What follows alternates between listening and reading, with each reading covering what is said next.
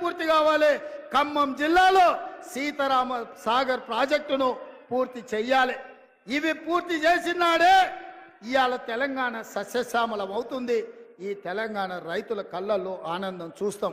అందుకే మిత్రులారా, మీడియా మిత్రులకు కూడా నేను ఒక మాట చెప్పదలుచుకున్నా. హరీష్ రావు గారి సవాల్తో పాటు మా బట్టి విక్రమార్క గారు ఇవాళ ఒక సవాలు విసిరినరు.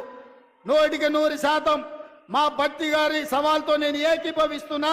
వ్యవసాయ రంగమైనా, సాగునీటి ప్రాజెక్టులైనా, లేకపోతే సంక్షేమ పథకాలైనా మా పార్టీ తరఫున బట్టి గారు, ఉత్తమ్ గారు వస్తారు. హరీష్, కేసీఆర్ ఎవడెవడు వస్తాడో, లేకపోతే బామార్తులు బిల్లా రంగాలు వస్తారో, ఏ సెంటర్ అయినా, ఏ చౌరస్తైనా, అమరవీరుల స్తూపమైనా మే సిద్ధం. మీకు సీము నెత్తురుంటే చర్చకు రండి.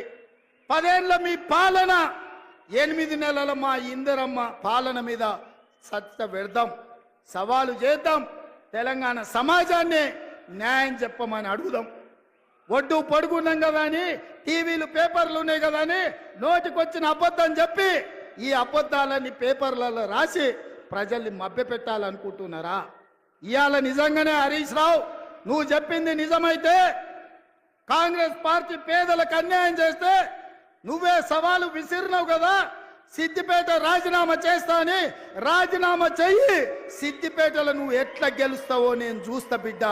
నువ్వు అనుకుంటున్నావేమో సాగుతుందని, దేనికైనా సాగుతుంది.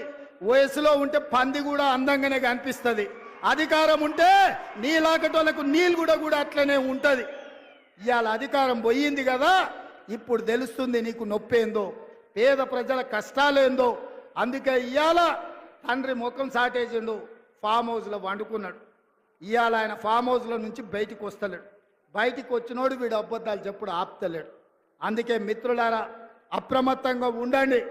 అయ్యో పాపం అని సానుభూతి చూస్తారా అంటే నాగుపాముకు నాగుకు పాలు పోసినట్టే అవుతుంది బీఆర్ఎస్ వనిగిన మళ్ళీ దగ్గరికి రానిస్తే.